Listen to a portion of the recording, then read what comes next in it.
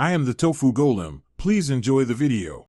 You start by making sure the YouTube app is updated and you're signed in. This avoids missing the data saver toggle. Once done, check whether you're on Wi-Fi or mobile data and verify your data cap so you know the savings target. Now tap your profile icon, open Settings, and navigate toward Playback and Performance. This is where YouTube lists data options. Do these steps before changing quality, so the app applies preferences immediately and syncs them if you use multiple devices. Now you enable Data Saver and pick precise options so YouTube reduces consumption. First, toggle Data Saver or limit mobile data usage.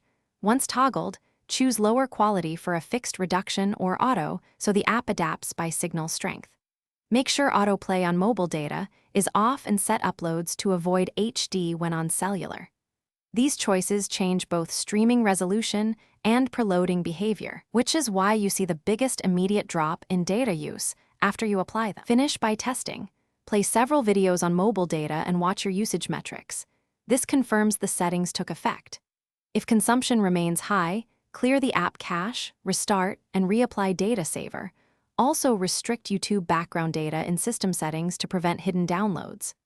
If problems persist, make sure a VPN or carrier optimization service isn't forcing high quality, and verify profile sync didn't revert preferences. One quick tip: temporarily switch to airplane mode and re-enable cellular to reset network policies and retest.